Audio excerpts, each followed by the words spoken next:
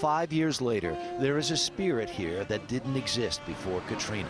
The survivors share a kind of grit and determination. The big story here is one of resilience. It really is one of a deep, abiding American spirit that reached back into the depths of people's souls and stood them back up again. That's the real story. And this is our home, and we intend to be here for a long period of time. We're joined now here in New Orleans by Louisiana Senator Mary Landrieu. Thank you very, very much for being here. On a scale of 1 to 10, what number value would you give New Orleans in terms of its road to recovery?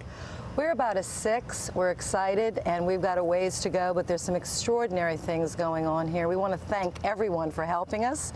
We're building a brand new public school system, basically, from the ground up, because so many of our schools were destroyed, a new healthcare system. And as you heard this morning, the restaurants and the food are back, which is the most important thing. Yeah, I think that is part of the lifeblood of what goes on here.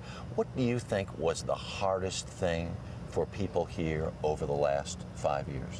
Well, there's so many things were hard, but one of the most difficult things was to have faith in the levee system, because when those levees broke, it was not just Katrina, it was a catastrophic failure of an infrastructure system that has protected this city for over 300 years. And it failed catastrophically and put this entire region under anywhere from 6 to 14 feet of water.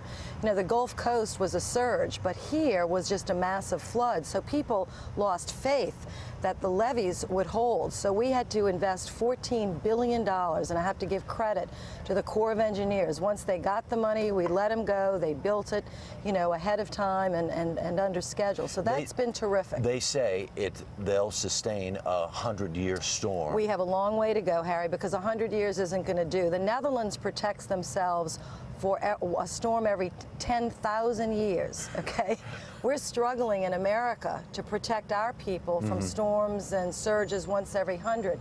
So that's why we continue to fight for coastal restoration and more levee protection. But that was a struggle, but it's a battle we're winning. We were with you yesterday in a neighborhood that is in a state of, we hope, revitalization, but there's still other neighborhoods where there's such a patchwork of, there's one house up here, Lower 9th Ward, great example. There are entire city blocks that are just completely blighted and empty. Can a city survive like that? Absolutely. Now, the Lower 9th Ward is going to be our most, challenging neighborhood, but there's some extraordinary things happening there. You know, the Brad Pitt Make It Right Foundation, HUD Secretary literally jogs through that neighborhood regularly. We're so grateful for Sean Donovan, literally jogs through the Lower 9th Ward. He knows it well. We're coming up with some additional strategies because the poor neighborhoods, now, the Lower 9th Ward had small businesses, middle-class families, very strong sense of community. They didn't have as many resources as some of the other neighborhoods, so we've got to help them specially. But Lakeview, Mid-City, Broadmoor, the neighborhood that I grew up in, my parents had 7 feet of water in their home. Those neighborhoods, mixed income, are coming back strong because our leaders made some strong decisions. We decided we weren't going to lose this community.